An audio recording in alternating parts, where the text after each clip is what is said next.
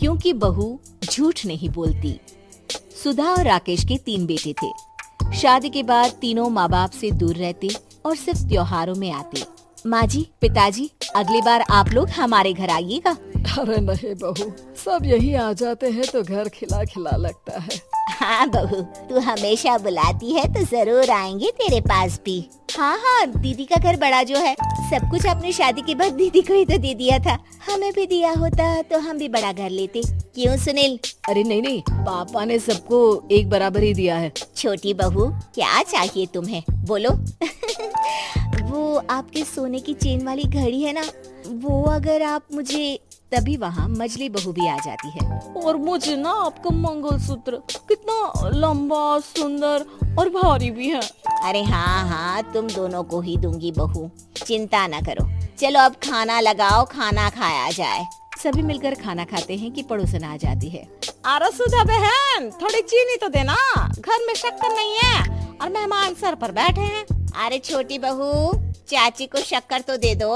अरे मजली दीदी, आप दे दीजिए ना, मैं यहाँ कम आती हूँ तो मुझे पता ही नहीं है कि सासू माँ सारी चीजें कहाँ रखती है।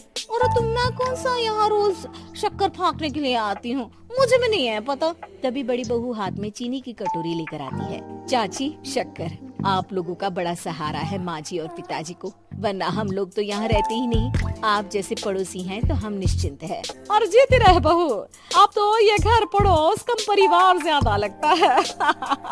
सुधा अपनी बड़ी बहू को देखकर बहुत खुश रहा करती थी। वो उससे अक्सर घंटों बात भी किया करती, लेकिन दोनों दूसरी बहुओं का भी वो समझती थी कि शायद छोटी है, वक्त आने पर संभल जाएंगी। समय आ जाता है जब सभी को वापस जाना होता है।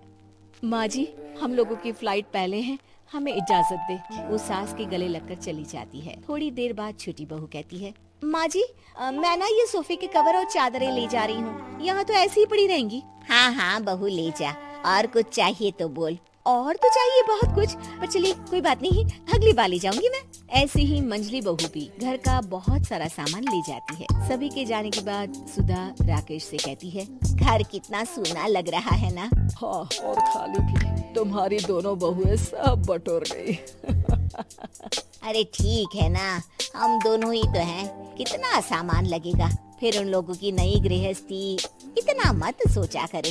समय बीतता है। ऐसे ही हर साल त्योहारों में सुधा और राकेश के बच्चों की बहू आते और जाते वक्त ढेर सारा सामान पैक कर ले जाती। लेकिन कुछ ही सालों में सुधा का देहांत हो जाता है।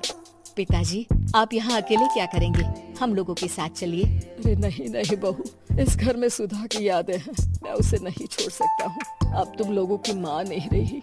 देख लो, वैसे तो मैंने उसके जीते जी सब कुछ दे दिया है, लेकिन कुछ उसका पर्सनल कीमती सामान था जो ये है, ले लो। सामान में होती है एक घड़ी और एक मंगलसूत्र। माँ जी ने कहा था कि वो ये घड़ी मुझे देंगी। हाँ, पिताजी, माँ ने सबके सामने ये घड़ी सरिता को देने के लिए कहा था। उठा लो सरिता माँ की घड़ी। अब क्या था, छोटी बहू फट से घड़ी उठा लेती है। और पिताजी, ये मंगलसूत्र तो माँ ने मुझे ही देने को कहा था, याद है ना? वो सभी की ओर इशारा करती है।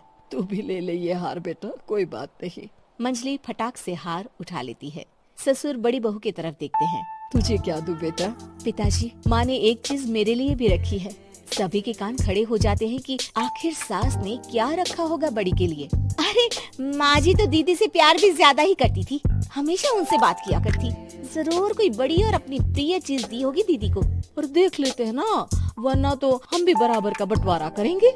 हाँ, कर लेना बंटवारा। लेकिन बड़ी बहू, बताओ तो सुधा ने क्या रखा है तुम्हारे लिए? अभी तो हम लोग यही हैं पापा जी, जब जाने लगेंगे तो बता दूंगी। बड़ी बहू के मुंह से ये बात सुनकर बाकी 2 बहुएं सोचने लगती हैं कि आखिर क्या है जो दीदी को सासू माँ देकर गई हैं। दीदी, ऐसा तो नहीं ना कि पूरे घर का आधा हिस्सा माँ बड़ी भाभी को देकर गई हो? तभी वहाँ ससुर आ जाते हैं। नहीं, ऐसा कुछ नहीं है। मकान तो तुम तीनों का बराबर से है। देखो, बड़ी बहू से तुम्हारी सास ज्यादा जुड़ी थी, न जाने क्यों घंटों बात किया करती थी। पता नहीं क्या देकर गई है उसे। और ससुर जी, आपको क्या पता, चालाकी से पूरे घर के पेपर में साइन करवा लिए हो, या फिर कोई छुपा गहना। आखिर मकान पूरा तो आपने सासू माँ के नाम ही कर रखा था ना। अब घर में ये सस्पेंस बन जाता है कि आखिर बड़ी बहू क्या लेकर जाएगी। फिर वो दिन भी आ जाता है जब बड़ी बहू के जाने का समय हो जाता है। बेटा, परसों तुम चली जाओगी, बताया नहीं माँ ने तुम्हें क्या दिया? घड़ी और हार जो बेशकीमती था और तुम्हारी सास को सबसे ज्यादा प्रिय था, उसका तो बंटवारा भी हो चुका है। अब तुम्हारी बारी। हाँ पिताजी, आज मैं ये बात बताने ही वाली थी। माँ ने मुझे उससे भी बेशकीमती चीज दी है और वो है आप। आपसे अधिक प्रिय उन्हें कुछ नहीं था। माँ चाहती थी कि आप मेरे साथ रहें। चलिए पिताजी। बेटा, मेरे पास तो कोई पेंशन भी नहीं है और ना ही कोई प्रॉपर्टी। लेकिन आपके पास संस्कार है पिताजी, जो मेरे बच्चे आपसे लेंगे, तो आपको ले जाने पर स्वार्थ ही है मेरा। चलिए ना पापा। सभी के सामने पिताजी बड़ी बहू और बेटे के साथ उनके घर चले जाते हैं।